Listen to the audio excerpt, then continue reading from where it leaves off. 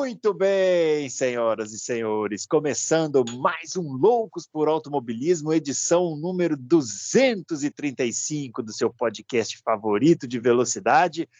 O cenário está diferente, né? Você está olhando e falando, onde que esse filho da mãe se meteu? Estou aqui, ó, na aprazível Belo Horizonte, vim resolver os meus BO. Todo mundo tem uns BO para resolver, né? Eu também tenho, então vim aqui resolver. Poderia ter tirado férias? Poderia. Poderia ter tirado folga? Poderia. Mas não, estou aqui com vocês para a gente falar desse grande prêmio da Grã-Bretanha de Fórmula 1, com a vitória do Carlos Sainz, primeira vitória do Carlos Sainz, e outras cocitas mais. Chamando o grande Adalto já para participar aqui com a gente. Eu não sei que tipo de aposta ele fez, ele falou que ia apostar nos pilotos da Mercedes. Eu não sei em qual colocação ele apostou. Talvez ele esteja um pouco triste. E aí, senhor Adalto? Grande Bruno, grande Fábio, grandes confrades. Não, eu tinha apostado na vitória do Hamilton e do... Não deu, hein, rapaz? Do Lúcio. Não deu. Tem um monte de si aí, né? Que um monte de piloto poderia ter vencido essa corrida. Né? Mas quem venceu foi o Sainz, e eu acho que venceu com méritos, e é isso aí. Mas não tô triste, não. Foi porque eu apostei o mínimo que pode lá. Sei. Foi só para fã. Just for fun. Entendi. Cuidado, hein? Cuidado. O pessoal já acha que a gente aqui é fã de um, fã de outro, hater de um, hater de outro. Você fica falando que foi só para fã e depois tem que aguentar a chatice. Eu não ligo mais para isso. Que bom. Eu também não. Muito bem. Chamando também o Fábio Campos, já vai aparecer aqui.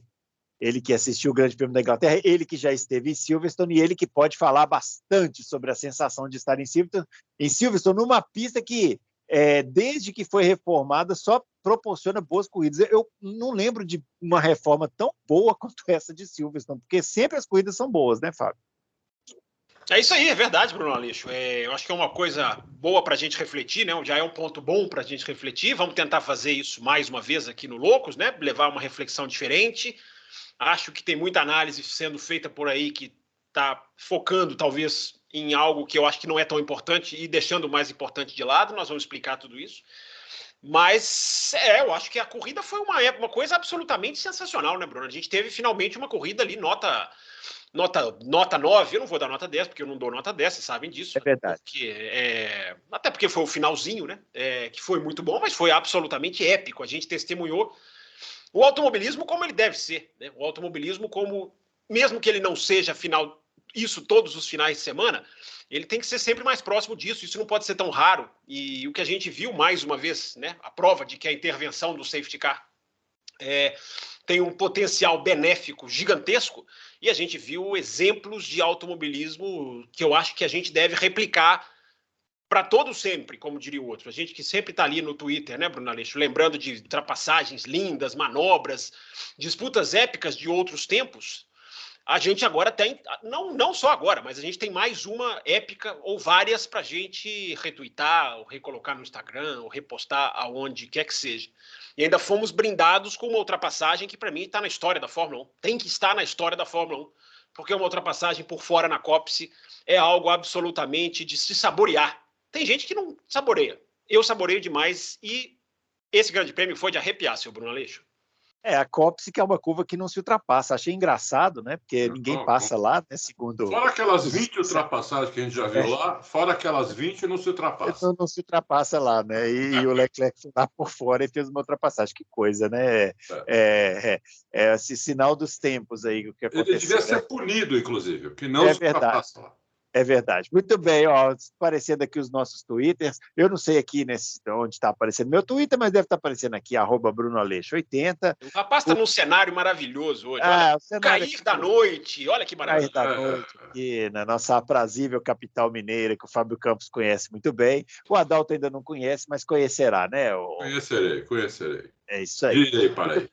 Aqui, ó, o meu Twitter, então, aparecendo aqui, @BrunoAleixo80, o do Fábio, @CamposFB, e o do Adalto, @AdaltoRace. Não se esqueça de se inscrever no canal, deixar o joinha no nosso vídeo e curtir os conteúdos aí do podcast e do Auto Race, que estão sempre lá, o Adalto colocando os vídeos, né, das análises e tal, sempre com muitas repercussões. E vamos falar da corrida, né? Vamos falar da corrida que já começou legal no sábado, né, Adalto, com a classificação na chuva. Classificação na chuva é um negócio legal, né? É um negócio bacana, interessante. Muito e a pole do Sainz.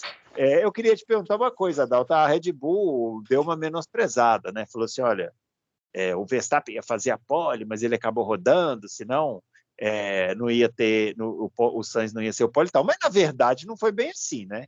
Porque uma classificação com esse tipo de pista, em que ela vai secando, é muito mais uma questão de você estar na pista no momento correto, né? Se fazer a volta no momento correto. O Verstappen, mesmo que ele não tivesse rodado, provavelmente o tempo dele seria batido, né? Porque era no início do Q3 ainda. Sim, sim. Não, o pessoal que está querendo tirar os méritos do Sainz, tanto da pole quanto da vitória. Não sei qual é o problema que a turma tem com o Carlos Sainz.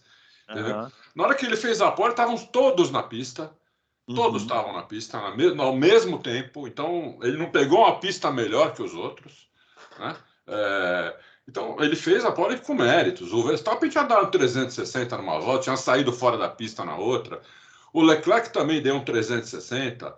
O Hamilton deu uma errada, feia. Então, ele foi lá e fez a volta dele. E palmas para ele que fez a pole, acabou. Eu não sei por que ficam dando desculpa aí para todo mundo, né? Então, eu acho que eu gostei também que eles fizeram, né? Fizeram a classificação na chuva, já tinham feito um treino na chuva. Parece que esse negócio de chuva, assim como no Canadá, pelo menos isso parece que está melhorando, porque eles estavam com paura de chuva, agora está melhorando e eles estão fazendo as coisas na chuva. Vamos ver se continua assim, né? Porque isso foi eu achei que isso foi um avanço aí da Fórmula 1, fazer a classificação na chuva. É isso aí. E aí, Fábio, essa classificação na pista molhada? Eu acho que a gente teve as parciais do Verstappen. O Verstappen via muito rápido durante todo o final de semana. Eu não acho errado dizer que ele faria a pole, embora é aquilo a gente nunca vai saber, porque são aquelas voltas que não existiram, como a volta do Leclerc em Mônaco, que ele estava 4 décimos mais rápido e não completou a volta por uma bandeira vermelha. Eu acho, claro, que evidentemente que o Sainz teve mérito, e eu acho que acima do mérito é aquela coisa do sabor, né? O sabor de ver um cara pela primeira vez fazer pole, depois no dia seguinte pela primeira vez ganhar. Isso tudo dá um grande sabor para o automobilismo, para a Fórmula 1, para a corrida. Não para todo mundo, né, Fábio? Porque tem um monte de gente aí querendo tirar todos os méritos dele. Não, tirar todos os méritos está errado. Agora, eu disse ontem e repito, o Sainz fez a pole sem ser o mais rápido, e ele ganhou a corrida também sem ser o mais rápido no domingo. Isso para mim, assim, não é tirar o mérito dele. Claro que ele teve mérito. Aliás, o Sainz ganhou a corrida para a Ferrari. Ele ganhou a corrida para a Ferrari. Ele tirou a Ferrari de um buraco. Eu quero falar sobre isso. Eu quero falar sobre isso. Mas como a gente não chegou na corrida, a gente está no Qualify, a gente não pode esquecer que o próprio Sainz no rádio virou: eu fui pole com essa volta. E o engenheiro tem que falar para ele: sim, você, né, keep it together, né? Você kept together. Você conseguiu se manter, e esse é o mérito. Evidentemente esse é o mérito, mas é curioso, né, porque ele já foi mais rápido em outras situações e não fez pole.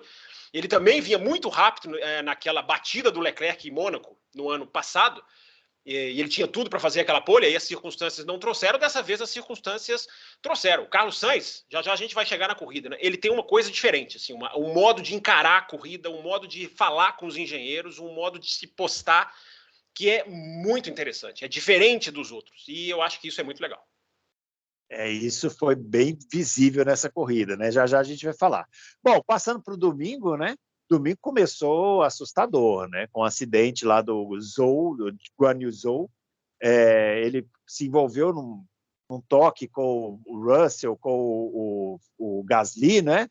Acabou capotando, foi parar lá quase na arquibancada, né? Parou na grade, né? Na grade. Imagina o susto daqueles caras que estavam ali na boca ali daquela grade, né? Cada vídeo sensacional, né, Bruno? Não, os vídeos são sensacionais. Já que a Fórmula 1 não mostra, né? A Fórmula 1 não mostra nada, né? A gente fica horas no escuro sem saber o que está acontecendo. Eu sou rigorosamente contra isso. E aí depois apareceram os vídeos que são sensacionais das arquibancadas. Eu vi um vídeo que o cara que estava filmando estava cara louco, porque o carro vinha exatamente na direção Na dele direção dele, ele continuou filmando. e ele continuou filmando. Esse Tem cara é um- louco, Tem entendeu? um que tá um pouquinho para a direita, mas assim, alguns metros, mas ele filma com uma precisão. O carro para quase que embaixo dele, mas ele nem treme, ele filma e aquilo é difícil de filmar. Bruno Aleixo sabe também. Os Você caras- filmar uma largada é difícil, não é fácil. É, O cara não tá nem aí pra vida dele, o cara quer filmar o troço. O carro isso. fica na direção dele. Meu, eu falei, que puta cara louco, né? É. Então, agora, o assustador desse acidente foi que o Santo Antônio virou manteiga na primeira capotada. Sabe o que me lembrou, Adalto? O acidente do Pedro Paulo Diniz em Nürburgring, que ele também capotou com a Sauber e o Santo Antônio quebrou. E eu me lembro que, não lembro quem. Aliás, olha, eu acho que foi o Nelson Piquet que falou sobre isso. Vocês verem que o Nelson Piquet também fala coisas que não são só. Você tem certeza que você quer falar de Nelson Piquet? Ele falou, eu lembro de uma entrevista do Nelson Piquet falando sobre esse acidente do Diniz, que ele falou assim: ele nasceu de novo. Porque esse é o acidente mais perigoso que pode ter na Fórmula 1, que é o cara bater de ponta cabeça e o Santo Antônio quebrar. Aliás, foi o que matou o Gonçalo Rodrigues na Indy, né? lá em Laguna Seca. Né? Isso. E aconteceu a mesma coisa com o carro da Sauber, o carro da Alfa Romeo, o Santo Antônio quebrou. Ou seja, as pessoas estão falando muito do halo. Eu até acho que o halo, nesse fim de semana, ele foi muito importante naquele acidente da Fórmula 2. Eu diria que ali foi a primeira vez que eu olhei para o halo e falei, não, agora funcionou. Agora realmente funcionou. Esse do Joe, eu não sei dizer se funcionou, porque o Santo Antônio quebrou, né? E é uma coisa que a Fórmula 1 precisa ver, né, Adalto? Precisa ver. Não, o Santo Antônio da Alfa Romeo é diferente dos outros. É um Santo Antônio que as outras não usam mais, em forma de lâmina. As outras não usam mais, né? Só a Alfa Romeo usa esse Santo Antônio. Provavelmente ele vai ser proibido agora. Deve ser uma questão de peso, ele deve ser mais leve que o Santo Antônio normal. Então é por isso que eles usam. E quebrou, mas quebrou na primeira capotada. Não é que precisou capotar 50 vezes. Não, na primeira ele já esfarelou. Então eu acho que eles provavelmente vão proibir esse tipo de Santo Antônio. Uma falha da FIA, que não deve ter feito um crash test direito. O crash test tem que testar o Santo Antônio no crash test, né? Não devem ter testado direito. Então aconteceu isso. Mas graças a Deus, eu discordo de você. Eu acho que o ralo foi muito importante, ainda mais do jeito que o carro parou ali. Porque sem Santo Antônio, se não tivesse o ralo ali, a grande chance era ser esmagado ali, eu acho, entendeu? Pode ser. Eu acho que a grande chance era ser esmagado. E no acidente do Grosjean, também achei que se não fosse o ralo, ele teria sido degolado, porque passou no meio do guarda-reio. Eu acostumei já com esse ralo, para mim, não acho os carros mais feios por causa disso, e acho que é um negócio de segurança. Inclusive, todos os pilotos, eles agradeceram a FIA, que negócio, por esse ralo, que antes eles estavam bravos, né? Eles falaram, não, agora a gente tem que reconhecer que esse troço realmente funciona. Mas, assim, todos os pilotos que a gente entrevistou aqui, a gente entrevistou o Pedro Piquet, entrevistamos o Drogovic, entrevistamos aquele da NASCAR, correu na NASCAR, esqueci o nome agora. Paludo. Todos esses pilotos que a gente entrevistou aqui, eu perguntei, o Sérgio Sete Câmara, eu perguntei sobre halo e todos, ele é unanimidade, assim, 100% eles falaram que é importante, fundamental. Então, assim, né, quem somos nós, né, para falar que não, se os caras que estão lá se arriscando. Então, se sentem mais seguro, né? É importante. E aí, Fábio? Bom, Bruno, eu acho também que o Halo ajudou, porque eu coloquei uma foto no meu Twitter que eu acho absolutamente fantástica, do carro raspando de cabeça para baixo, e você vê a faísca que o Halo faz, né? Então ele estava ali, ele realmente fez um papel de suporte ali. Né? E o da Fórmula 2 foi mais ainda, foi muito mais assim. O da Fórmula 2 foi impressionante, porque na hora que eu vi, eu falei, acabou. Porque a gente tem aquele reflexo de esquecer que o halo vai salvar, né? Falei, acabou, morreu. E não, porque o halo realmente ali salvou mesmo. Eu acho assim, Bruno, eu estava vendo esse acidente, é impressionante, né? A imagem é impressionante, apesar de que o piloto que sofreu a maior força, a maior, digamos, pancada, nem foi o Zul, foi o Albon, que foi o que precisou ser mais, digamos assim, seriamente atendido, embora não teve nada sério. É curioso isso, né?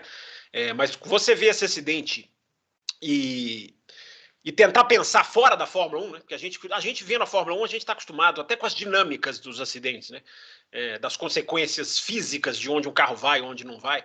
Mas você pensar que aquilo ali é uma caixa de fibra de carbono, que tem um ser humano ali dentro, e aquele carro raspando na hora que o carro entra na zebra, de cabeça para baixo, é impressionante, né? Porque você não tem ali noção do que é aquilo. Mas eu acho que elogiar a segurança da Fórmula 1 é chover no molhado. Evidentemente que é chover no molhado. A segurança da Fórmula 1, a palavra que define é absurda. A Fórmula 1 tem uma segurança absurda, um nível absurdo, que é um elogio.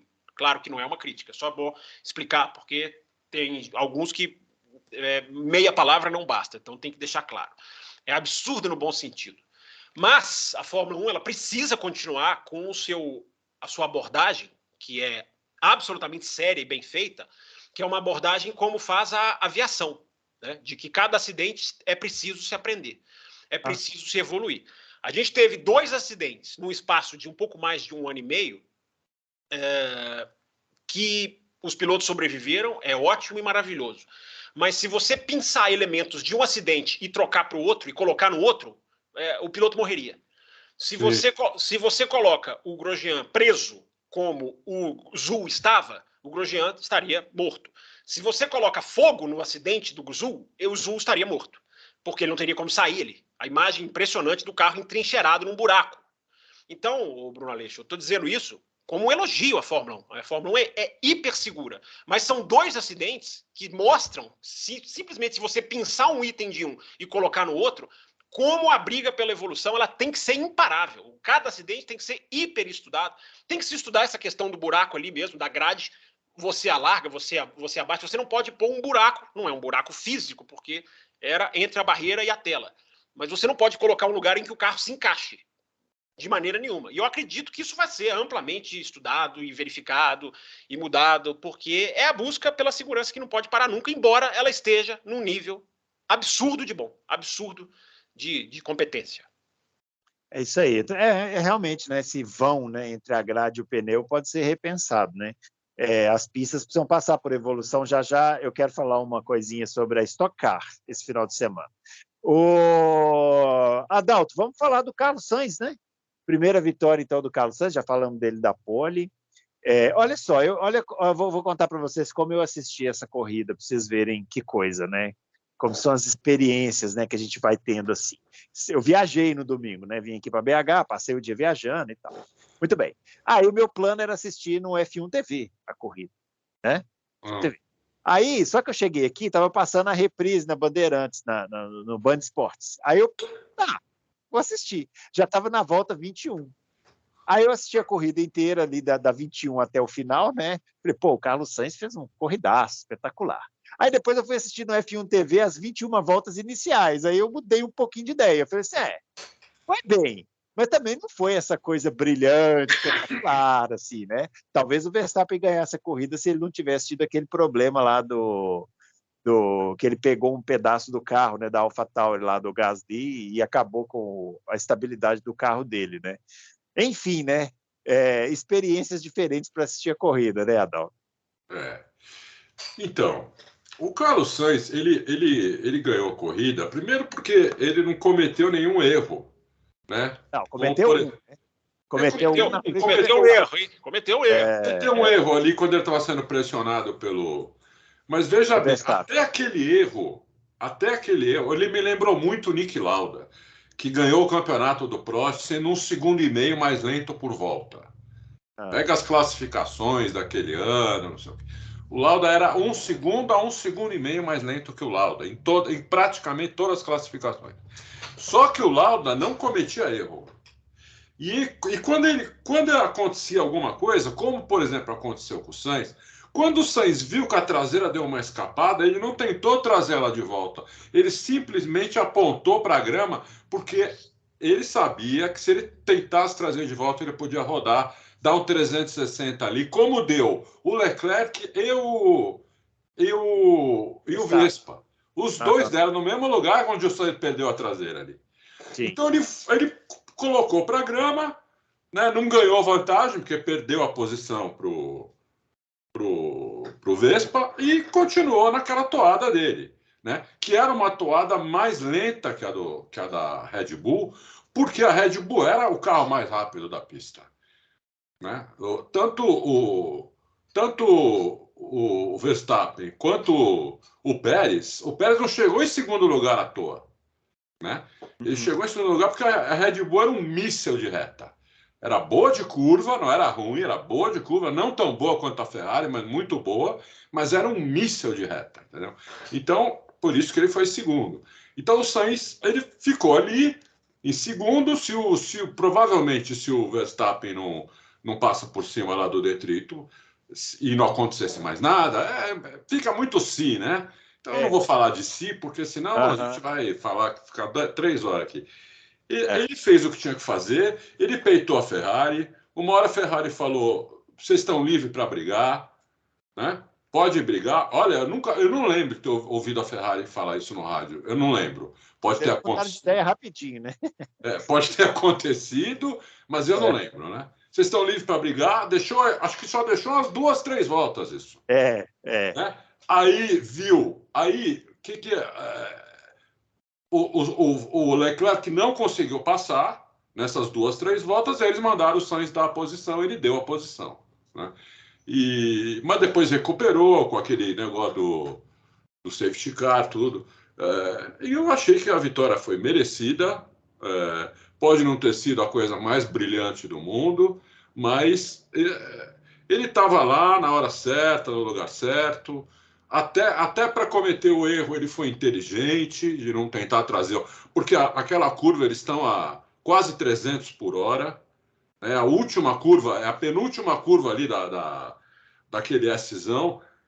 Muito. Você não busca o carro nessa velocidade. É muito difícil você buscar o carro nessa velocidade, entendeu? Então, ele não tentou buscar o carro, ele só deixou o volante reto.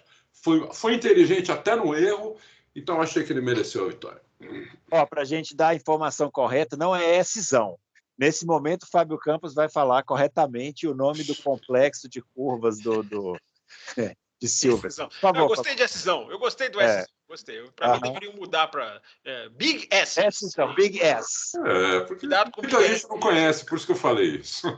É o complexo Maggots, Beckett e Chapel, né? Chegando na Chapel, saindo da Beckett chegando na Chapel. Vamos lá, Bruno. Deixa eu emendar, então, já que você já me passou a palavra. Deixa eu já emendar aqui, então, para falar do Carlos Sainz, né? Eu sempre falo aqui, né, Bruno, da importância. Eu acho que as críticas à Ferrari estão sendo bem... É engraçado, né? Porque qualquer coisa que a Ferrari faça que não saia num resultado que as pessoas esperam, já é automaticamente crítica, né? A Ferrari erra, a Ferrari já errou, a gente detalhou aqui em Mônaco, né, como que houve ali erros claros e crassos. Mas a Ferrari está sendo muito criticada por não ter invertido a ordem dos seus 2 pilotos mais cedo, no que eu sou absolutamente contrário. Você me conhece, né, Bruno? Você sabe que eu defendo aqui a questão de deixar o jogo ser jogado. E eu acho que a Ferrari deixou até um certo... Aliás, só o Leclerc reclamou disso, né? Sim. A reclamação toda do Leclerc é essa. Pode falar do Leclerc, eu vou falar isso. Isso é assim... Tá, nós vamos falar do Leclerc, então eu também vou guardar. Né? Eu chamei a atenção sobre isso ontem no podcast, como que os gritos de um piloto no rádio influenciam quem está narrando, quem está cobrindo, quem está... parece assim que ele é o senhor da razão. Parece que assim, o que ele está falando é verdade absoluta. E não é tão assim. Mas a gente vai falar dele daqui a pouco, né? Vamos focar no Sainz, que merece ser o assunto principal primeiro, né? Dessa análise da corrida depois do acidente, evidentemente. Então, Bruno, a Ferrari deixou o jogo ser jogado até um certo ponto. Quando ela viu que o Hamilton estava chegando, ela deu a ordem, o Carlos Sainz até obedeceu, porque é aquilo que a gente fala aqui várias vezes, né, Bruno Aleixo? Há jogos de equipe e há jogos de equipe. Eu sou contra os dois, mas ainda sendo contra os dois, eu reconheço que há jogos e jogos. Há momentos de você dar uma ordem e há momentos de você não dar uma ordem. O Sainz já demonstrou, principalmente em Mônaco, naquela leitura da pista que ele fez, que foi vital para o resultado que ele teve, aquela questão, vocês lembram, né? De chuva, ele quis ir direto para o seco, o Leclerc falou, não, vamos direto para o... Vamos para o intermediário, eu acho melhor. Enfim, o Sainz ele tem uma abordagem, ele tem uma leitura que é muito interessante.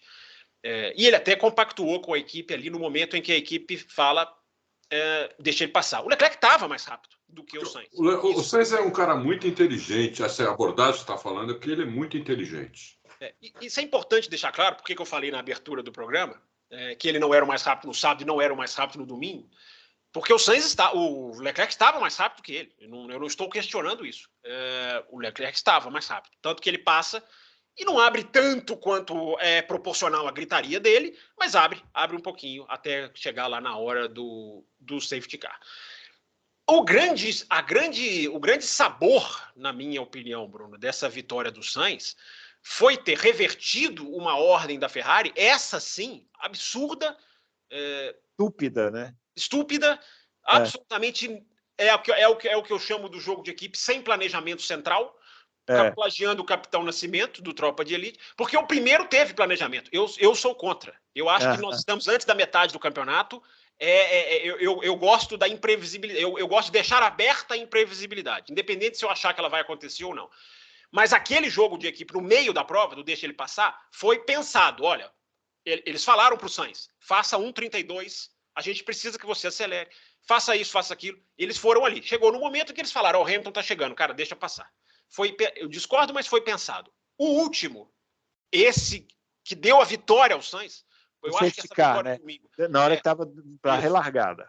A vitória domingo é uma vitória da postura mais do que do braço, e do acelerador, é uma vitória da postura, é uma vitória do cara que percebeu que a equipe dele ia fazer uma M3 pontinhos gigantesca, porque é justamente isso que você está falando. Na hora que está o safety car, depois a gente pode discutir a estratégia do para-não para, que está sendo muito debatida também, e é justo que seja.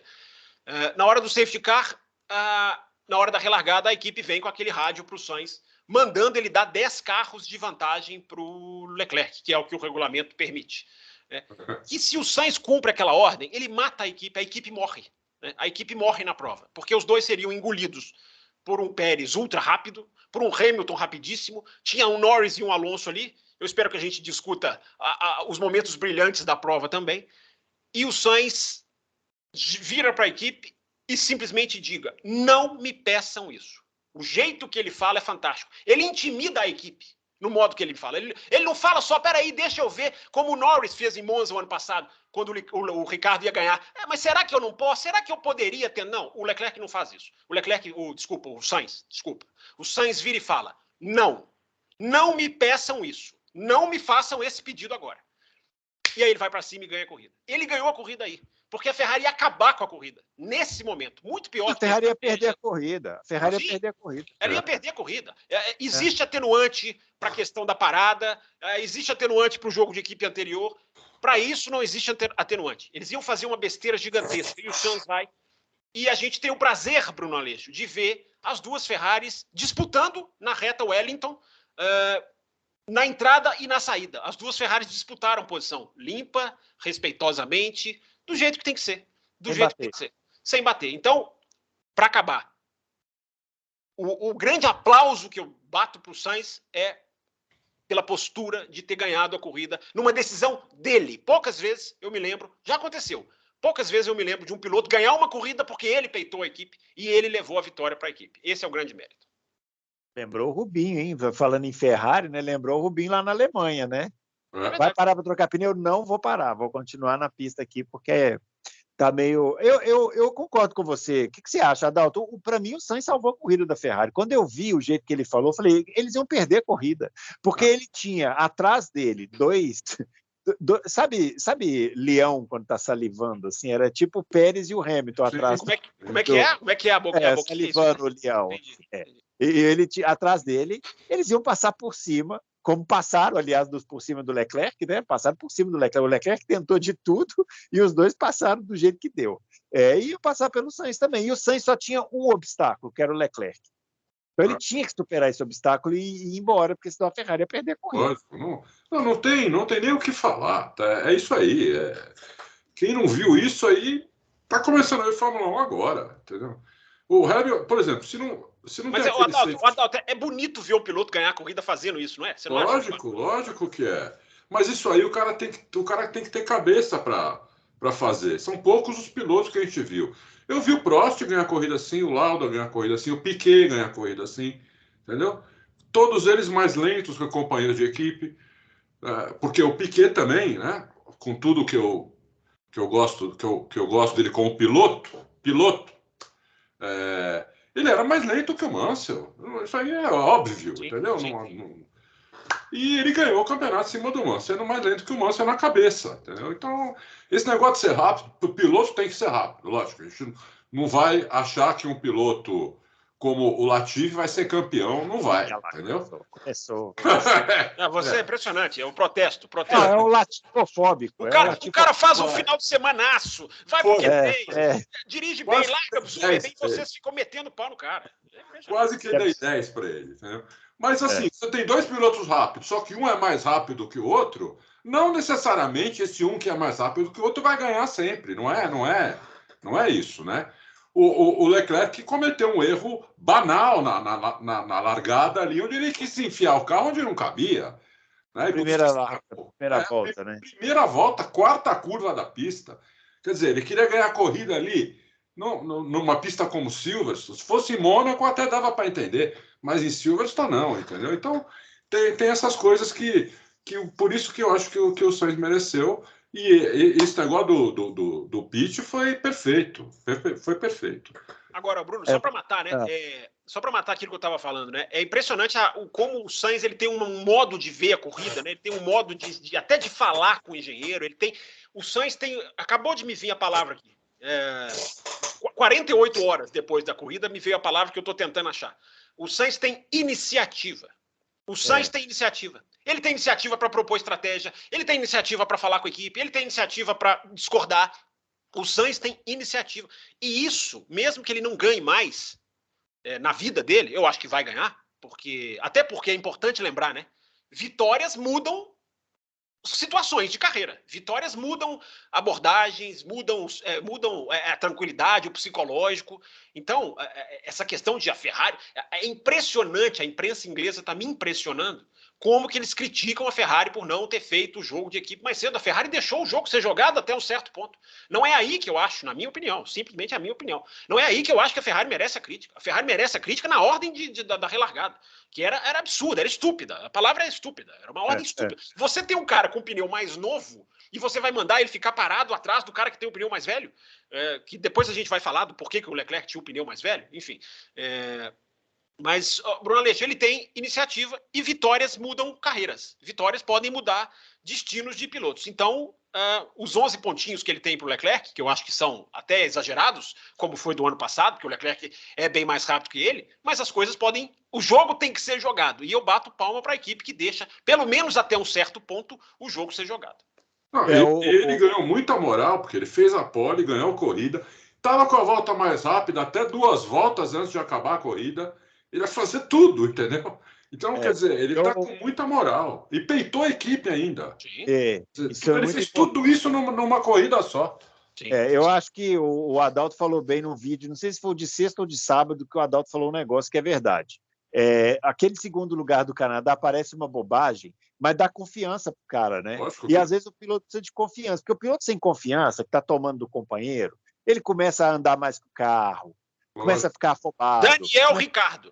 Isso, exatamente. Bruno, só para ilustrar o que você falou, você viu a diferença de postura do Sainz na primeira largada para a segunda? Exatamente. Na primeira largada, ele deixou o Verstappen passar sem tentar defender. Sem tentar nada. Na segunda, não, ele foi dividir a curva com o Verstappen.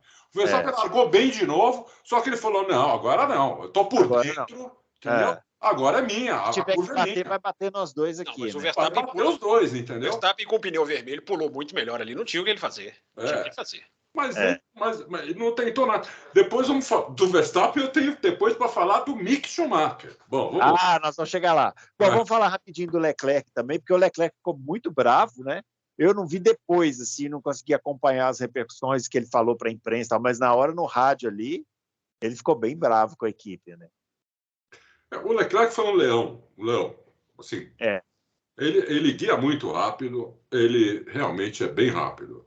Ele é ainda é um pouco afobado, mostrou isso 2 vezes de novo nesse final de semana, tanto na rodada, na classificação, quanto na corrida, na quarta curva da corrida, ali que ele estragou a corrida dele, né? Porque senão ele poderia, olha lá, se não de novo, né? Não vou nem falar, mas ali ele estragou um pouco a corrida dele. Depois ele foi um leão, né? Com o carro problema ali de downforce na dianteira, né?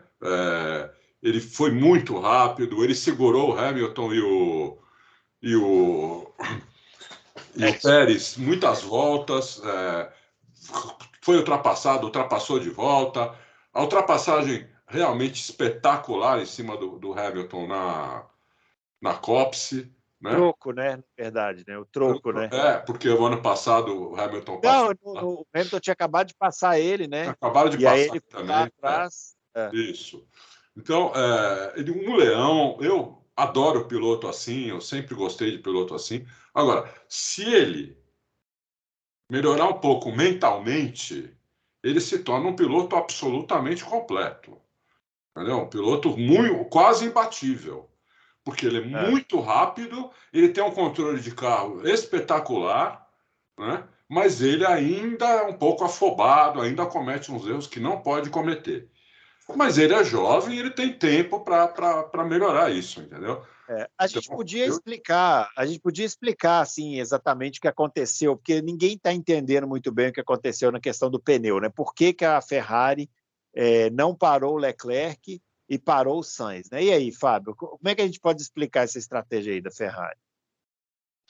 Bruno, vamos lá. Primeiro, deixa eu falar um pouquinho do Leclerc também, porque essa expressão do foi um leão eu acho bem adequada. Aliás, foi um leão. Deixa eu fazer um parênteses do parênteses. O foi um leão me lembra... e não foi inevitável comparar, né, os dois rivais, o momento dos dois ex-rivais, né? Enquanto um se afunda em homofobia e afins, o outro teve um final de semana. Estou falando isso para irritar mesmo, tá? Aquele que a gente não pode falar de nada de errado que o cara fez. Eu tô falando para Mas você que vai aguentar até sexta-feira essa semana, porque semana passada fui eu que aguentei, não vou falar nada. Não, senhor, na terça-feira eu fui muito mais xingado que você, ganhei essa briga que eu luto por ela com muito afinco. Na quinta-feira eu não tinha como aqui me complicar mais, então você assumiu as rédeas. Mas é impressionante, né? Você vê um afundado. Eu não consegui não comparar. E o Mansell tendo um final de semana de pura idolatria, né? Absolutamente festejado em Silverstone.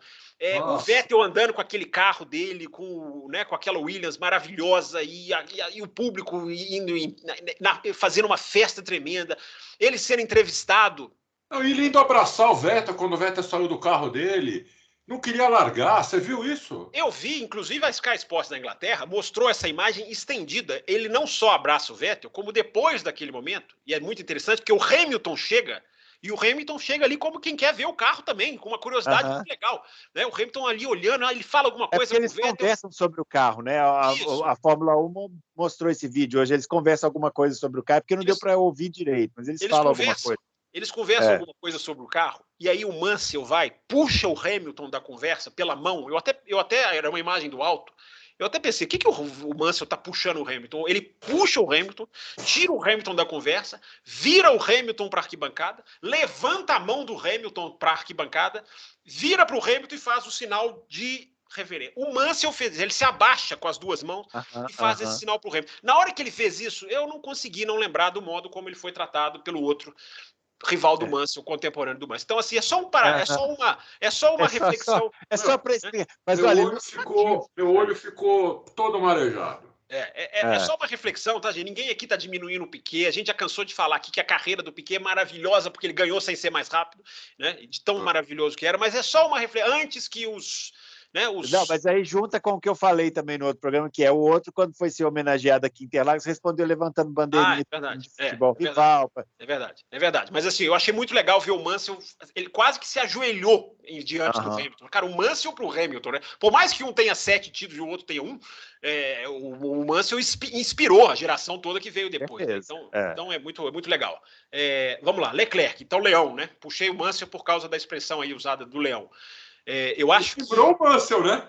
Ele exatamente. É isso que eu queria dizer. Ele lembrou o Mansell. A garra do Leclerc não pode passar despercebida pela vitória do Sainz, pelas brilhantes ultrapassagens que aconteceram, pelo troca de posição aqui, pelo troca ali, pela ultrapassagem dele a ultrapassagem do Leclerc na Copse tem que ser uma ultrapassagem lembrada daqui a 10, 15, 20 anos.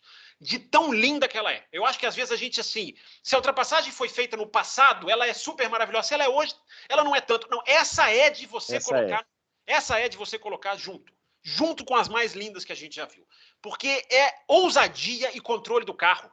É mais ousadia do que controle do carro. Porque ele vai de uma maneira... É impressionante. O Hamilton está espremidinho na zebra. Né? É impressionante. Um monte de gente fala, tá vendo? É diferente do ano passado. Eu falo para as pessoas, seguinte, automobilismo não é autorama. Não existe só um traçado.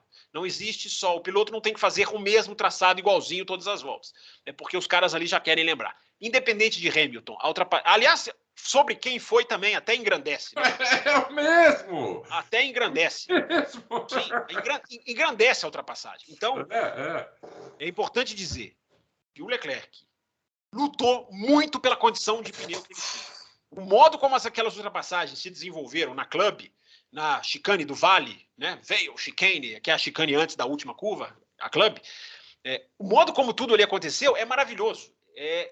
É aquilo que eu falo. É a única vez que eu tive o prazer e a honra de escrever para o Auto Racing. Eu escrevi um título. O título era Linhas na pista não podem ser mais importantes do que as disputas. E a gente teve um ótimo exemplo de como o carro sair da pista. Não é que ele está infringindo o regulamento, não é que ele está cortando o caminho. Ele está disputando. E a gente viu isso no mais puro e fino grau, né? Que é... Só espero que a Fórmula 1 mantenha o que ela fez de Silverstone. Porque não adianta nada, ela deixou tudo isso lá e na próxima corrida ela vai punir o primeiro que sair da pista numa disputa. Eu não sei quem era, Dalton. Se você sabe, me diga quem era o diretor de prova nessa corrida, porque o revezamento do Wittich com Freitas eu acompanhei nas 4, 5 primeiras, depois eu me perdi, não sei quem é que tá. Eu olhei lá as notas então eu vou confessar, eu olhei as notas do diretor de prova, então eu sei quem é, então, simplesmente eu esqueci. Então, independente do nome, seja o Wittich, seja o Freitas, merece todos os elogios. Acho que o outro, na hora que tiver uma troca, vamos supor que agora para a Áustria já não seja ele. É um precedente benigno, é um precedente bom, porque o outro, se o outro fizer isso, meu amigo, vai virar Michael Masi, né? Vai ser metralhado, tem que ser metralhado. Se fosse tivesse sido assim no Canadá em 2019, era mais uma vitória do Vettel. Era mais uma vitória do Vettel naquele absurdo de punição que foi o Canadá 2019. Então, Bruno, tudo no mesmo pacote. A beleza das disputas, você vê até o que está sendo ultrapassado lutando. A ultrapassagem na Copse, que não tem outra, para mim, expressão, a não ser histórica. E os elogios à FIA, que é uma coisa que eu não costumo fazer, mas faço sempre que merecerem, e merecem, pela postura de deixar o jogo ser jogado. Muita gente entra lá no Twitter, tem que punir, levou vantagem, saiu da pista. Essas pessoas, eu digo que elas foram educadas por um pensamento race control, de tanto que elas viram punição. Eu acho que elas são torcedoras do piloto que elas acham. Não, se então não vale a pena nem. Eu acho isso. Mas é porque tem uns seguidores lá que gostam de discutir de uma maneira legal e centrada, e eles acham que tem que punir. Para mim, eles foram mal educados, no bom sentido, ou no sentido literal da palavra, por anos e anos de tocou, puniu, de saiu, puniu, de encostou, puniu. Esses caras foram mal educados. Tomara que agora essa nova geração do Netflix, que está chegando aí, seja bem-vinda. Tomara que eles se acostumem com um tipo de corrida como o de Silverstone, porque foi maravilhoso, foi sensacional. Sabe uma coisa que eu reparei? Os pilotos, eles, assim, lógico, né, o piloto sempre quer ganhar as corridas e tal, mas no final das contas, os pilotos, eles gostam disso também. Eles ficam empolgados. Por exemplo, quando o engenheiro fala para o Leclerc, olha, os 3 pilotos atrás de você estão com o pneu mais macio e tal, a resposta do Leclerc é, nossa, vai ser difícil. Vai ser difícil. Ele poderia virar e falar assim, pô, mas vocês me deixaram... Não, ele falou, vai ser difícil, e ele foi lá e brigou para manter a posição. O Hamilton, depois da corrida, o Hamilton fez uma ultrapassagem dupla e depois perdeu as 2 posições numa disputa super dura com o Pérez, que até espalhou ali e tal. Ele podia estar bravíssimo, sair do carro. Ele estava empolgadíssimo depois da corrida, dando entrevista, porque foi uma disputa ali e tal, corrida difícil. Então, os pilotos gostam de disputar também. Uma coisinha para falar do Hamilton também. Só uma coisinha, Bruno, complementando isso que você falou, que é tão verdade. Quando é uma bola de neve, quando essa bola de neve vai crescendo, o cara passa a ficar até constrangido de reclamar. Quando as brigas vão se tornando comuns, vão se tornando frequentes, claro, gente, vamos detalhar de novo para quem quer ser extremista. Claro que existem casos e casos. Claro que o cara não pode cortar cabinho deliberadamente. Claro que vai ter uma espalhada que nem sempre vai ser legal, vai ser adequado. Claro que existem casos e casos, mas os da Inglaterra, para mim, foram muito bem gerenciados. E gera isso aí, Bruno, que você está dizendo. O cara, quando ele está trocando com um, pô no outro, passa fora, ele vê na frente dele a disputa, ele fica até constrangido de falar, fui jogar. Não, ele entra no clima. Acho que essa é a definição. É isso aí. Faltou só explicar. Tanto com você, Bruno, eu sempre falei aqui, a pior coisa é você estar na pista sozinho. O Adalto já falou que ele esperava, né? É a pior coisa, você quer que a corrida acabe na próxima volta. Olha os dois se colocando como super pilotos que deixam para trás os seus rivais. Ficam sozinhos por último. Isso, no meu caso, sim. O Adalto não. O Adalto a gente sabe, né? Que ele era um piloto mais qualificado. Faltou explicar a estratégia da Ferrari. A estratégia. Quer falar primeiro, Adalto? Não, pode falar. A estratégia, Bruno, vamos lá. A Ferrari tem os dois carros, primeiro e segundo na frente. Enfim, vem o safety car. Né? Aliás, outro parênteses. Esse parênteses vai ser curto, eu prometo. Se o ser humaninho lá, que o Adalto não lembra o nome, e eu não sei quem é, se ele aperta o botão de safety car virtual, a gente estaria aqui falando sobre a estratégia do Hamilton, tentando pegar as Ferrari para a troca do box, e acabou. Né? É por isso que eu digo, safety car virtual tem que acabar. Também acho. Tem que deixar de existir. Porque o poder de reagrupar o pelotão precisa até ser estudado pela Fórmula 1. Por que relargadas são normalmente tão eletrizantes e geram corridas tão boas? Por quê? Não precisar poupar equipamento, pista emborrachada, o que é? Tem que se estudar isso. Use-se a sprint para estudar isso. Diminui, aumenta, mexe, faz o quê? Por que relargadas são tão mais eletrizantes do que a largada, pura e simples? Eu estou falando as voltas seguintes. Alguma coisa tem aí, Bruno, que eu acho que poderia ser estudada, porque é fantástico. Muitas vezes é fantástico. Às vezes não dá em nada, mas a maioria das vezes é fantástico. Então, esse parênteses, ainda bem que teve safety car. Porque dava para usar como desculpa o safety car virtual, empurra o Ocon ali para depois da cópice. Né? Não, fizeram o que tem que ser feito. Que façam isso sempre. Safety car, reagrupe o pelotão. Reagrupar o pelotão é vida, para usar uma expressão aqui da internet. Mas fechando parênteses, que eu prometi seria breve. Então a Ferrari, Bruno, tem os seus dois pilotos ali.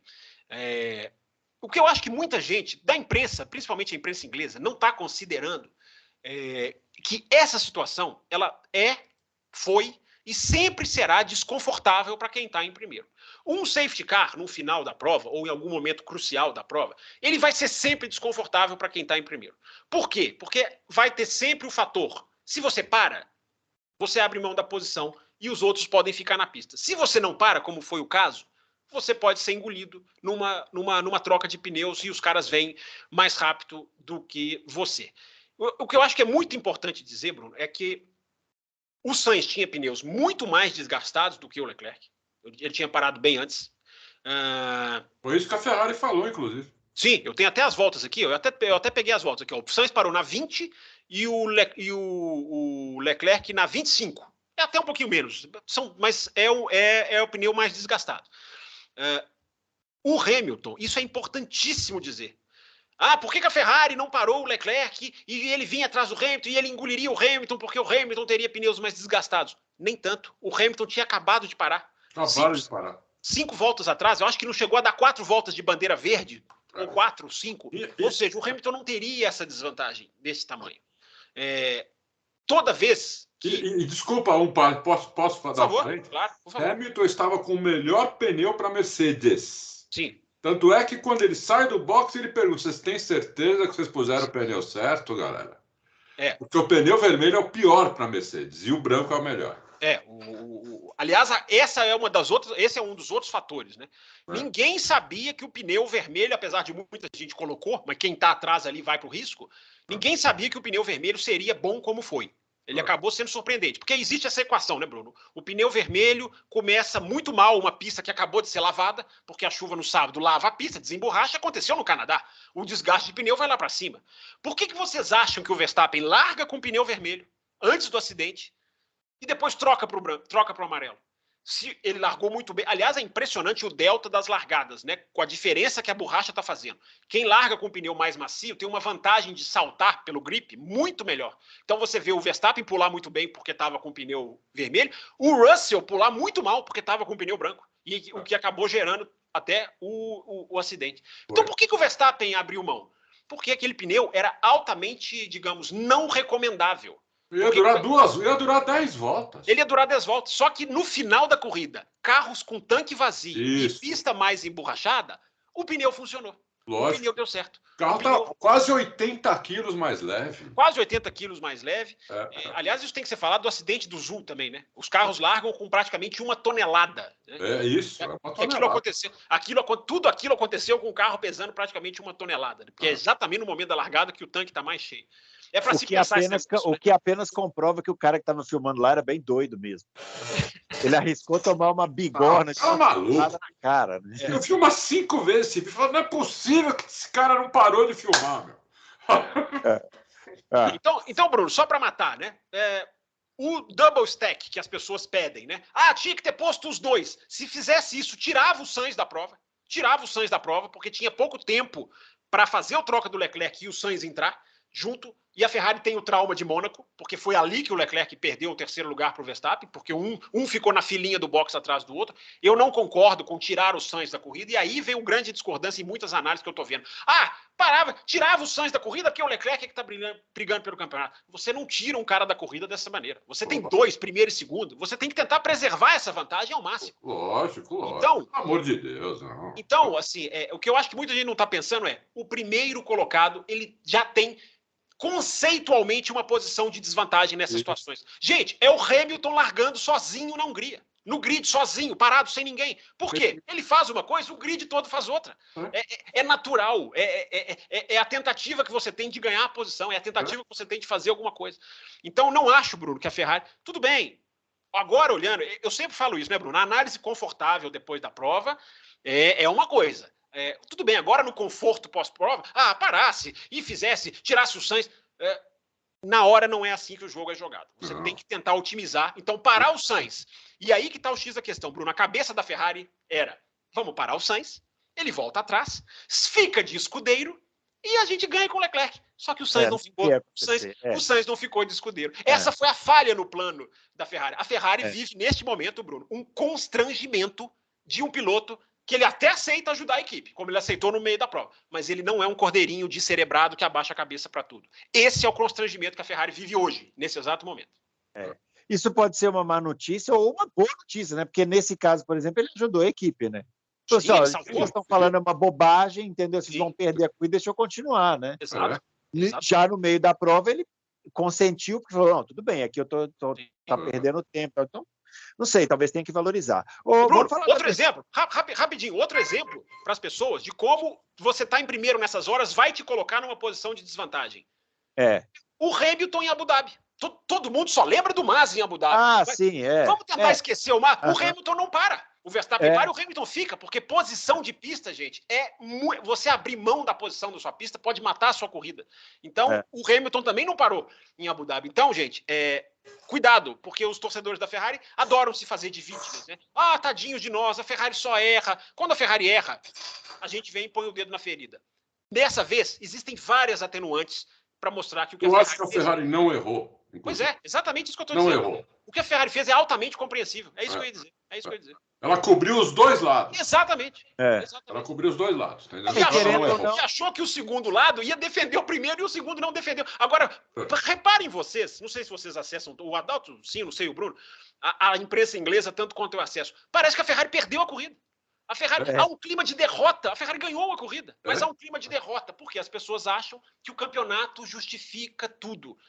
Não é bem assim. E mesmo se for, a briga está aberta pelo campeonato. Não se esqueçam disso. Querendo ou não, o Leclerc conseguiu por méritos dele com 4º lugar, que foi um super resultado, né? E o Verstappen chegou em 7º, então, quer dizer, descontou uns pontinhos aí. Podia ter sido mais? Podia, mas não dava. E pelo que vocês estão falando aí, a Ferrari fez certo, por quê? Porque no final das contas, quando o safety car estava na pista, eles conseguiram manter o 1º e 2º lugar. Exatamente. Então, exatamente. Assim, não deixa de ser um acerto aí. Vamos falar rapidinho da Mercedes, então, porque tinha muita expectativa, né, sobre a Mercedes, vai melhorar, não vai melhorar?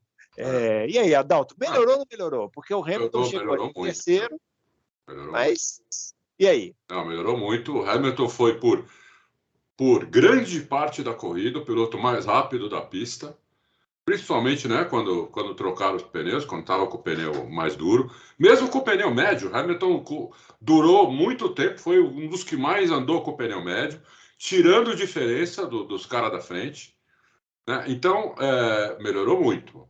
O que não melhorou, o que não está bom ainda, é que eu acho que eles erraram um pouquinho no acerto de novo. Eles colocaram pouca coisa mais de downforce do que precisava, né? Porque eles estavam sem reta. Hamilton não tinha reta. Os caras vinham... O Hamilton, naquela ultrapassagem, então, que ele ultrapassa os dois, fazendo a tomada certa. Os dois saem totalmente errado daquela curva e no meio da reta o Pérez já quase está batendo no escapamento do Hamilton. Entendeu? Então, eu acho que eles erraram um pouquinho nisso, mas o carro ficou muito melhor, né? Quase não se viu mais kick, muito pouco kick. Eu acho que a pista ajudou, não tem dúvida, a pista com pouca ondulação, uma pista com muita curva de alta, então a pista ajudou bastante. Não acho que vai acontecer isso, a não ser que eles achem um acerto diferente agora para a Áustria, mas pode acontecer isso de novo em Paul Ricard, né? O Paul Ricard, eu acho que eles podem lutar pela vitória de novo. Pode até ser que lutem agora na Áustria, mas eu acho pouco provável. Em Paul Ricard, não. Em Paul Ricard, eu acho que eles podem lutar pela vitória, ainda mais que lá vai começar a valer uma nova diretiva da FIA aí, que eu não estou acusando ninguém aqui, mas o boato... Pode mudar muita coisa, hein? Pode mudar muita coisa. O boato é que Ferrari e Red Bull, principalmente Red Bull, vão ter que mudar um assoalho ali, deixar ele mais rígido, e isso vai tirar tempo deles. A placa, né, Adalto? A placa. Isso, a placa embaixo. A placa embaixo, onde vão aqueles dois, onde vão os orifícios ali, onde ela é presa, inclusive. Então, olha onde vai a capacidade dos caras, é impressionante, né? Não, posicionaram diferente para ficar perto do piloto, fizeram uma coisa ali assim, né? Fórmula 1 é foda. Fórmula 1 é uma joia mesmo, é uma coisa, é NASA, né, meu? É NASA. É impressionante. Mas tem que punir essas nasas aí, tem que punir esses naseiros aí. Não, sem dúvida. Se tiver fora, porque tá regulamentado, só pode ter 2 milímetros de... Pois mas aí eles posicionaram de um jeito que o regulamento não diz, aí o Christian Horner deu uma entrevista falando, não existe isso de espírito da regra, se não está na regra a gente aproveita. Aí a diretiva técnica, Adalto, não pode mudar regulamento por filosofia, eles vão contestar, então vai dar problema. Vai dar problema. Mas vai dar problema, mas é um problema bom, porque junta mais ainda do que já está. Sim. Né? Junta mais ainda do que já está. Então, queremos mais gente na briga. Né? Ninguém vai perder um segundo por causa disso, nem meio segundo. Aliás, a Williams não ganhou um segundo que eles prometeram aqui, né, para nós. Que absurdo. Né? A maior atualização da história da Fórmula 1. História da humanidade. Na história da humanidade é ótimo. O Latifi ganhou um segundo. Ora, bom. Ganhou. O Latifi arrebentou. Aliás, tomou um passão do Stroll aí, o Latifi na corrida. O Adalto até quase pulou a janela ali. Ídolo largou em último e chegou nos pontos, rapaz. Arrebentou. Tá pensando o quê? Vai falar mal dele agora. Quê? Vai falar mal dele agora. Chegou nos 11º da ponta agora? Primeiro foi 10º? Chegou a ponto nenhum. 10º foi o Magnussen. Olha como ele... Chegou a ponto nenhum. O senhor tá cego na sua torcida. Torcedor é cego, tá vendo? Não dá pra torcedor. Não dá. Sacanearam ele, porque ele era para ser 10º. E aí, Fábio, e a Mercedes? Eu acho que o Adalto resumiu bem. Eu acho que a minha grande dúvida é se é o quanto é a pista. Porque a gente cansou de falar aqui que a pista seria boa para a Mercedes. A pista lisinha, a pista sem grandes zebras, curva de alta. A Mercedes se deu bem em Barcelona com curva de alta. Então a pista é muito favorável para a Mercedes. Eu vi uma entrevista do Anthony Davidson, que ficou ralando no simulador 24 horas quase, né? Se virou à noite, melhor dizendo, nesse final de semana. Aliás, o Hamilton também. O Hamilton, às 10 horas da manhã da sexta-feira, horário da Inglaterra, ele estava no simulador, porque a fábrica é pertinho, ele já fez isso ano passado, então os caras trabalhando. Por isso que eu sempre contesto essas coisas que às vezes o cara até na boa, não é na boa vontade não, mas o cara às vezes pergunta, né, não sei se o Hamilton tá querendo tanto. O cara tava lá no simulador de manhã, antes de ir para a corrida, enfim. Então, Bruno, eu acho que a questão da pista foi muito decisiva, então eu fico nessa dúvida. Se a Áustria... só citar a entrevista do Davidson, né? O Davidson falou, Paul Ricard é a próxima cartada nossa. Então, pro cara, vamos ler nas entrelinhas o que ele falou. Pro cara falar isso, ele tá dizendo nas entrelinhas que a Áustria não vai ser pode não ser tão potente assim. Porque a Áustria, você não tem tanta curva de alta, é uma pista muito de tração, né? A Mercedes não é a questão da tração, não é o forte da Mercedes. É uma pista de velocidade final também alta, como o Adalto falou, eles não estavam tão rápidos na reta. A dificuldade deles de aquecer o pneu, estava apurando isso, né? Impressionante como a dificuldade da Mercedes de aquecer o pneu reapareceu nessa prova. Por isso a Mercedes não faz o undercut, ela tenta o overcut, ou seja, o ficar na pista, esperar as duas Ferraris parar, porque se ela para até ela aquecer o pneu, ela perderia. O aquecimento de pneu da Red Bull, absurdo, o que justifica a largada do Verstappen, justifica a relargada do Pérez também, já engolindo o Hamilton ali na curva 4. Um rádio do Russell, tem um rádio do Russell na sexta-feira. Vocês esnobam a sexta-feira, eu não esnobo, não. Não, eu assisto. Você assiste. O Bruno esnoba. O Bruno fica viajando, fica pegando carro, pegando a estrada. Há um rádio do Russell na sexta-feira que é sensacional, que ele fala, tá frio, tava muito frio, e ele fala, como que a Red Bull tá fazendo o double cooldown? O que é o double cooldown? É fazer as 2 voltas de resfriamento do pneu para depois voltar, porque na sexta-feira os caras ficam fazendo isso. Ou eles dão uma volta, resfriam e reaceleram, ou eles dão uma volta, esperam 2, e a Red Bull fez isso no frio. Então esse rádio do Russell é impressionante para explicar muita coisa do domingo. E é muito interessante, porque a Red Bull, e essa vantagem na Mercedes, voltando agora para a Mercedes, essa dificuldade de aquecer os pneus tem um lado bom, que é o pneu se desgasta menos rápido, o pneu dura mais. Por isso que no final do stint do Hamilton, ele está tão rápido. Ele põe a pressão na Ferrari. O Hamilton pôs... O grande, digamos, sabor para a Mercedes colocamos pressão na Ferrari. Chegamos ali a andar pau a pau, embora parando um pouquinho depois. Eu acho até, Fábio, que se não tivesse o safety car, mais um se não, o Hamilton era o favorito para ganhar a corrida. Eu não sei se ele ganharia, eu não sei se ele andaria mais do que o Leclerc, mas... Porque ele estava tirando 2, 3 décimos por volta. Tava na briga. É porque depois que o Leclerc passa o Sainz, ele, com a pista livre, ele tem... Aliás, eu fico até me perguntando, né, se essa aleta do Leclerc que ele perdeu... E faz alguma diferença. Até não ajudou, né? Porque às vezes a gente acha que quebrou, piorou. Tem casos que quebra e melhora. Tem casos. E aquela parede na asa, ela não tá ali para fazer o carro mais rápido. Ela tá ali como uma imposição da Fórmula 1 para prevenir o outwash, né? Que é o ar que sai para o lado. Isso, exatamente. Então ela pode ter ajudado, ela pode, não sei. Não sou aerodinamicista, não vou chutar aqui. Mas então é isso, Bruno Aleixo. Eu acho que a questão da Mercedes fica. Eu errei. E eu acho que a gente tem sempre que aprender. Eu errei em Barcelona, quando eu achei que a Mercedes tinha resolvido o problema. Chegaram. Agora eu vou ter um pé atrás. Foram muito bem Silverstone, mas eu quero ver Singapura, eu quero ver nessas pistas que trepidam, aonde eles vão... Se fosse a próxima pista, ia ser um lixo. Ia ser um lixo. É porque eles têm as atualizações desse final de semana que podem ter ajudado muita coisa também.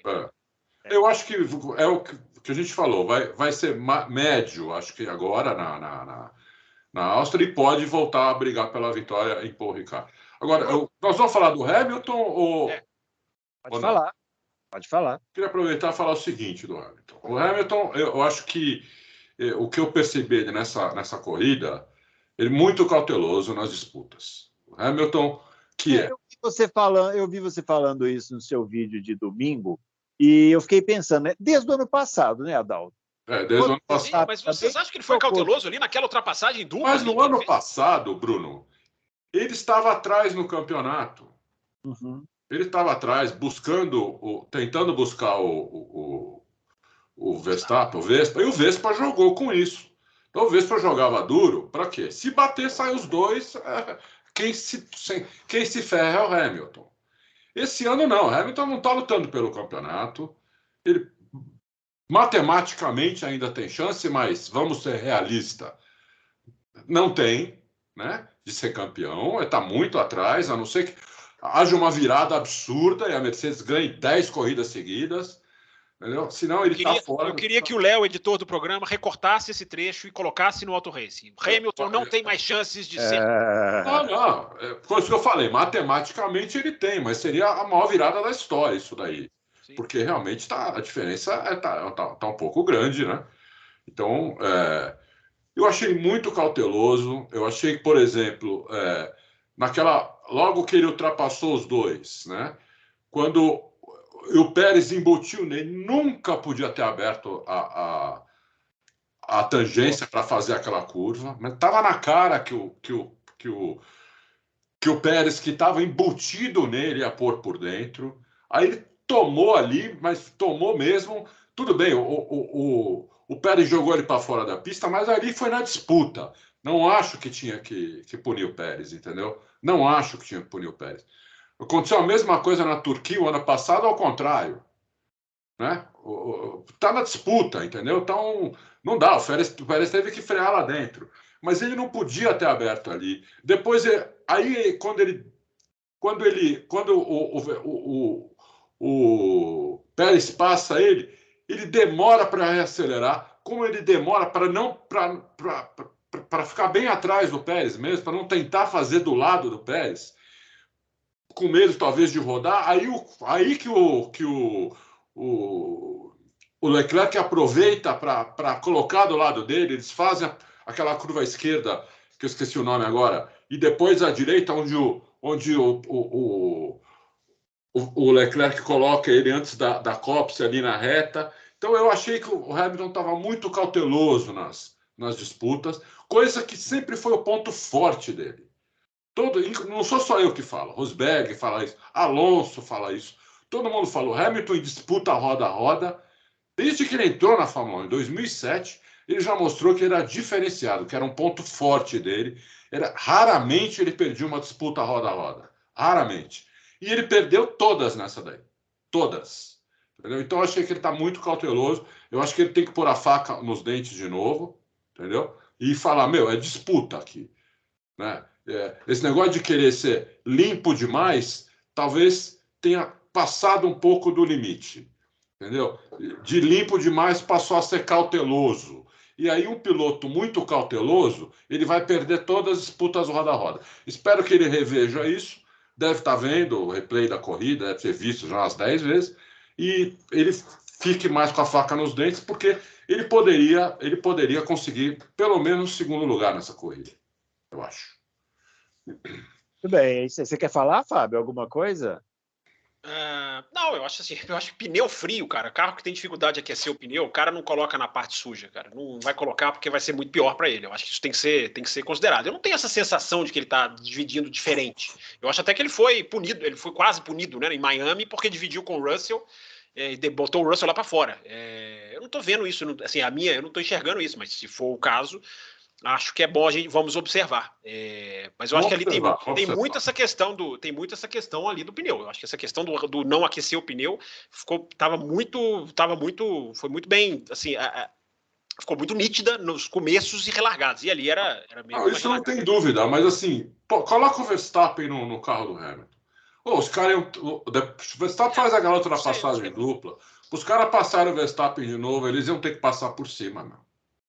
Assim, eles vão ter que pensar o que um faria, o que o outro faria, né? O Verstappen o Verstappen é diferenciado na defesa de posição. Eu acho que ele é diferenciado de todo mundo, né? Você vê como é que ele defendeu contra o Mick Schumacher. Então, falar isso agora.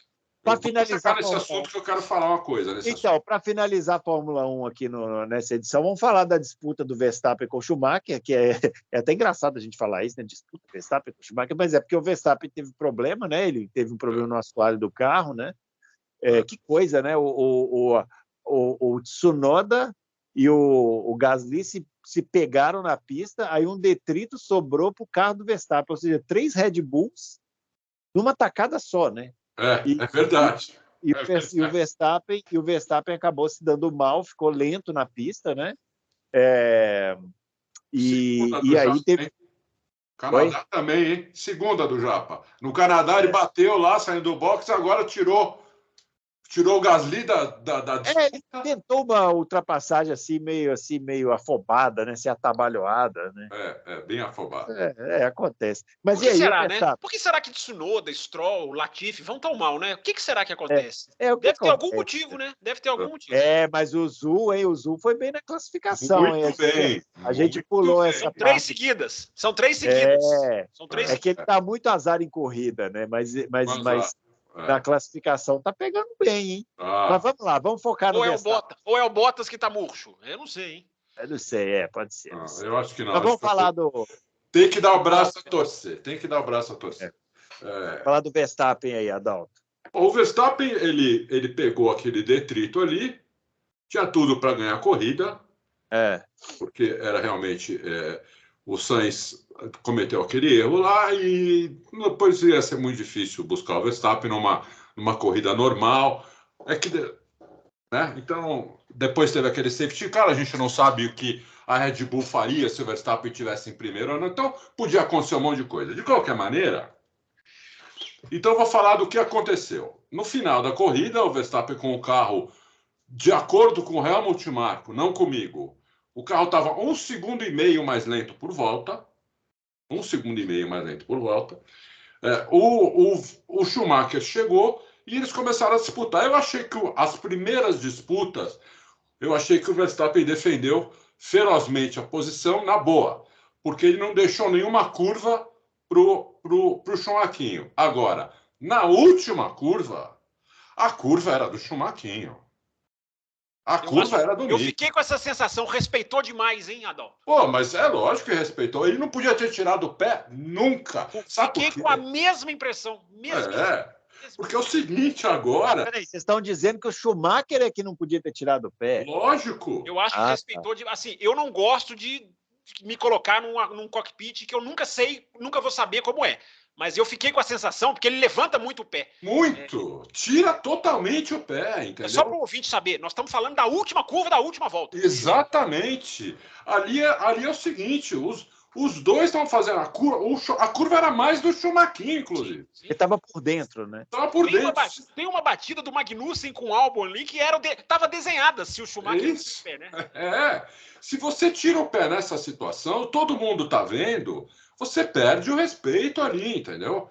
Quer dizer, como é que o cara tirou o pé ali? Se batesse, paciência. Porque é o seguinte, a curva era dele, meu. Porque o Schumacher estava... O Verstappen defendeu tanto que ele perdeu totalmente a tangência para fazer o Schumacher. Mas aí tem o outro lado, Adalto. O Verstappen foi com tudo. Ele foi ali assim também, né? Eu acho que o Verstappen foi meio que para bater. Foi para bater. Ele foi assim, ou ele tira o pé... Tanto é que ele falou isso depois. Falou, ainda bem que ele tirou o pé. Foi inteligente. Inteligente? Peraí, como assim? Então você foi burro de fazer isso? Você esperou que ele fosse tirar o pé? Ele tirou. Mas outro piloto ali não tiraria o pé e ia os dois pro saco. Que é o que eu faria se eu estou no lugar do Schumacher, entendeu? Mas aí não entra também um fator psicológico, porque o Schumacher nunca tinha marcado pontos da Fórmula 1. Pode haver, pode ter. Tomando do companheiro. Tudo isso entra, mas, Bruno, não sei se dá tempo de pensar isso na hora, viu, meu? Não. Mas peraí. Vocês querem que o Leclerc, na curva 4 da largada, pense que ele não pode colocar o carro ali, que eu discordo? Então vocês também vão dar para o Schumacher a capacidade de pensar, ora bolas.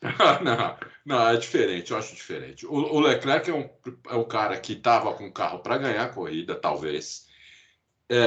Estava na primeira volta. Mas primeira volta, você ganha a corrida na primeira volta. Você ganha a corrida. Você perde. Você ganha. O Schumacher estava na última volta, era mais rápido, a curva era dele, ele não podia tirar o pé. Mas tudo bem, tirou o pé, não bateu. Realmente, é verdade o que o Fábio falou. O que você falou também, Bruno. Nunca tinha marcado ponto, ele ficou todo feliz depois. Mas, francamente, se o pai dele não está doente, está lá na pista assistindo isso, ou em casa. Já sei o que você vai falar. Um esporro. Já sei o que você vai falar. Ia tomar o dedo em riste do Binotto no Leclerc, é isso? Porque Aliás, é engraçado o Leclerc foi perguntado, né? O que o Binotto estava... Não, ele estava me motivando. Aí o Jenson Button disse o seguinte, os meus amigos, quando vão me motivar, também colocam o dedo na minha cara para me motivar. Aliás, na cara do moleque, você tá louco, meu? Essa disputa aí, Schumacher e Verstappen, é uma disputa de filhos de ex-companheiros de equipe, né? Um detalhe aí para o pessoal. A diferença é que a discrepância naquela época era grande por o outro lado, né? Era ao contrário. Né? A geração inverteu, né? A geração inverteu. Não, se bem que o Mick Schumacher não é tão ruim como era o Jos Verstappen, né? Não é tão... Não.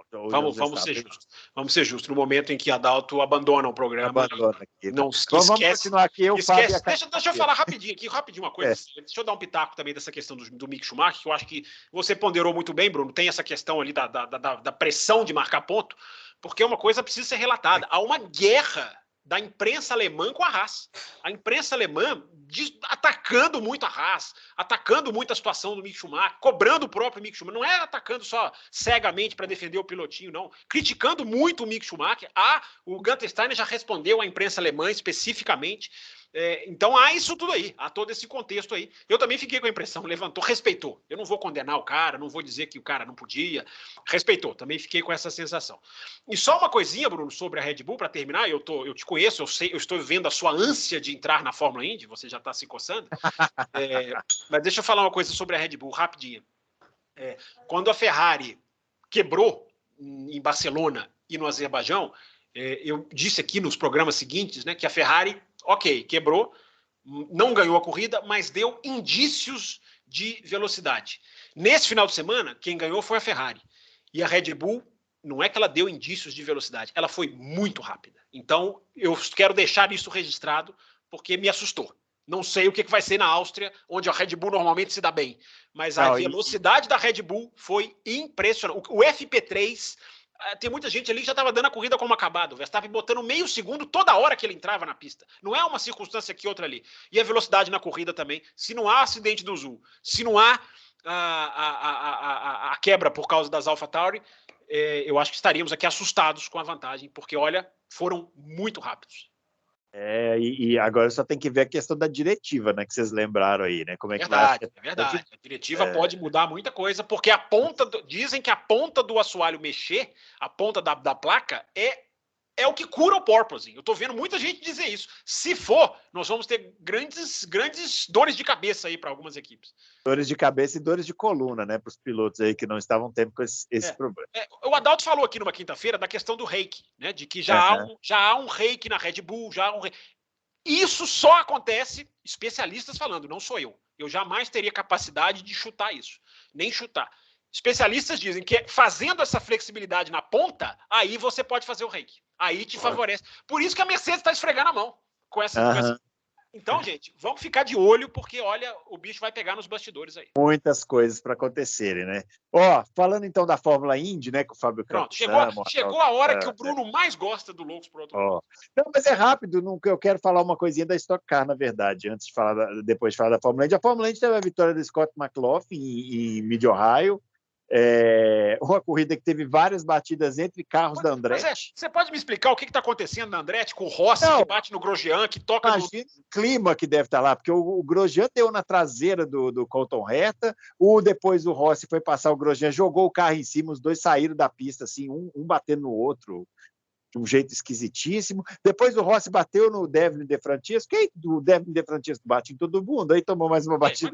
Que maldade, mas é muita maldade. Não é exatamente assim nenhum absurdo. Então, não sei o que eles vão fazer lá para resolver o problema, mas tem um problema entre os companheiros. Bruno, só um parênteses, eu não vi a corrida, eu li uma coluna de um jornalista, Jack Benno, que é um jornalista que eu respeito, diz ele que o clima do Grosjean na Índia acabou. Aquele clima de festa, de bem-vindo, diz ele que acabou. O Grosjean, depois que foi para a Andretti, caiu bastante, né? A expectativa toda em cima dele é de que ele ia melhorar muito e não está acontecendo, né? Ele está sendo constantemente superado pelos outros pilotos da Andretti. Não sei o que vai acontecer, né? Mas também perde um pouco aquele atrativo inicial. É mais ou menos o que a gente falou sobre o Jimmy Johnson, né? Tem aquele começo, a expectativa, depois o cara começa a andar só em último, eles falam assim, bom, acabou. Não, você tem razão, mas o Grosjean tem um pouquinho mais de crédito, porque fez um ano. Tem mais crédito, tem mais crédito. Uma nota interessante é que o Will Power fez uma barbeiragem na primeira volta, rodou sozinho, tentando uma ultrapassagem maluca lá no meio do circuito, mas depois fez uma corrida de recuperação espetacular, chegou em terceiro lugar, o Will Power, e o Hélio Castro Neves chegou entre os 10 pela terceira vez no ano. Teve uma disputa dele com o companheiro Pagenot também muito legal, assim, né? O Hélio queria que você desse uma nota para o Hélio Castro Neves no ano de 0 a 10. No ano é nota 5. Média, né? Quer dar nota também, Adalto, ou não está vendo? Não, eu vi poucas, eu não vi essa corrida, eu vi poucas corridas. Agora, para finalizar aqui, uma coisinha sobre a Stock Car que correu esse final de semana em Porto Alegre, né? Aquela pista lá, né? Velopark, né? Foram 4 corridas, né? 2 rodadas duplas. Então, a vitória do Casagrande do Piquet no sábado, vitória do Gaetano de Mauro e do Bruno Batista no domingo. Mas nem vou falar das corridas, vou falar só do que aconteceu no domingo. Não teve corrida. Porque na chuva, a cada 2 voltas tinha um safety car. O piloto do safety car foi o que mais andou na corrida inteira. E assim, os autódromos brasileiros precisam rever algumas questões. Esse autódromo Velopark não tem mais condição de receber corrida da Stock Car neste momento. Ele é que tem um traçado pequenininho, né, Bruno? Ele é que tem um traçado é um traçado pequenininho. O que aconteceu lá esse final de semana foi assustador. O Alan Kodair bateu num barranco. Pra vocês terem uma ideia do que aconteceu. Ele estava com pneu, ele optou por colocar pneu slick quando a pista ainda estava meio secando ainda, escorregou na reta, ele bateu num barranco. Lembra aquela batida do De Césares lá em 85 na Áustria, que ele bateu capotando? Foi exatamente a mesma coisa. Ele saiu da pista, bateu no barranco. O Diego Nunes escorregou na saída do box, passou por um alambrado, ele varou um alambrado e saiu da pista, saindo do box. O Felipe Massa, tentando uma ultrapassagem, ele escorregou, foi cortar a chicane, igual o Carlos Sainz fez em Silverstone. Foi cortar a chicane, tinha um banco de terra na chicane, ele passou e quebrou a frente do carro, ele teve que abandonar a corrida. Então, assim, não tem condição de uma pista dessa receber uma categoria profissional como a Stock Car. Não tem condição. Então, realmente precisa que a Stock Car reveja isso. Se for para correr de novo no Velopark, tem que fazer exigências, porque realmente foi perigoso. Né? Bruno, aí não é nem só a Stock Car, é Confederação Brasileira de Automobilismo. Confederação Brasileira de Automobilismo. É que a gente fala da Stock Car porque a gente sabe que é a Confederação Brasileira de Automobilismo e nada é a mesma coisa. Mas eu acho que o recado que fica nesse final de semana para a Stock Car é bem sério. Assim. A gente ri porque, no final das contas, ninguém se machucou, mas poderia ter se machucado. Poderia ter se machucado. Então, precisa realmente ser... A Stock Car evoluiu para um nível que os autódromos têm que acompanhar, né, Bruno? Tem que acompanhar.